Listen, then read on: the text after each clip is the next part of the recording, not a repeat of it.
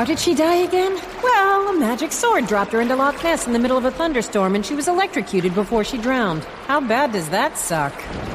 Annja focused on the shore.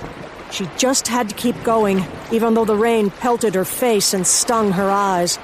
There'd be no fishing boats or Loch Ness Monster tourist cruises in this deluge.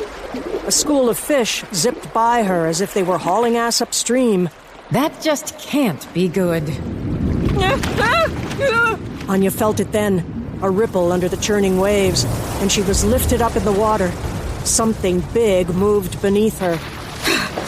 Annja struggled to swim faster. Her lungs were on fire. Her legs began to cramp. The creature circled her, creating a whirlpool that would trap, disorient, weaken, and drown its prey. An enormous back breached the water in front of her, smooth and gray with dark stripes and a low dorsal ridge. Annja finally stopped swimming and raised her right arm above the water.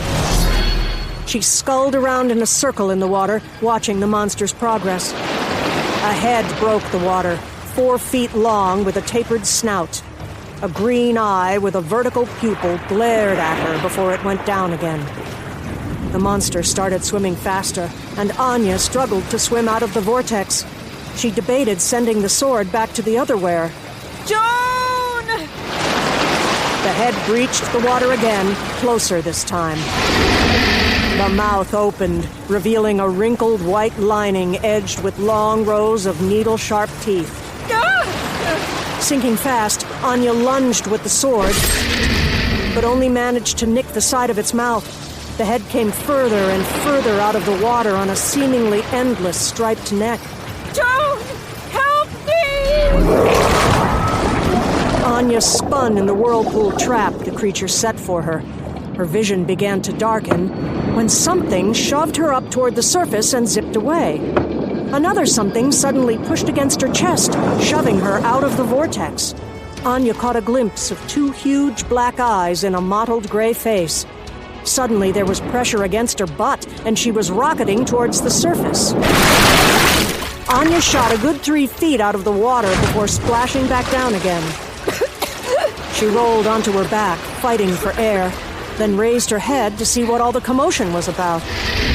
The Loch Ness Monster's head whipped back and forth as the water churned around its body. A seal leapt out of the water, landed on Nessie's back, and bit into its dorsal ridge.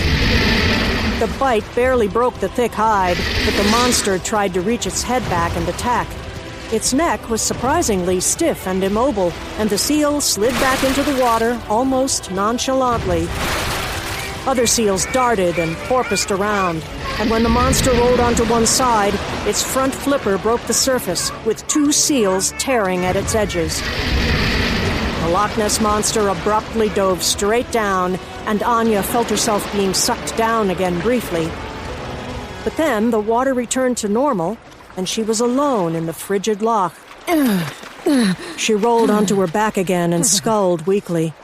She knew she was in deep trouble, still far from shore, too exhausted to swim.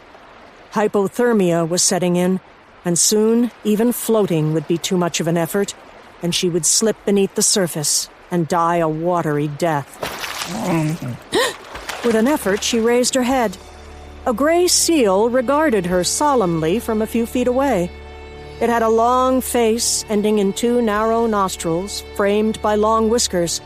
There were more whiskers like eyebrows sticking out over its liquid black eyes. Annja looked from side to side as more heads popped above the water all around her. She was struck with a sudden urge to laugh. Or was that just hypothermia shutting down her brain? And just like that, the seals were gone. No, don't leave me. A sleek body slipped under her back and legs, tipping them out of the water. Her arms were lifted up at her sides, and whiskers tickled her ears. And she was moving toward the shore.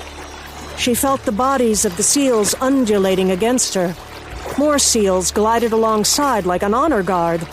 And Annja felt that urge again. The rain gradually stopped, and the sky lightened a bit.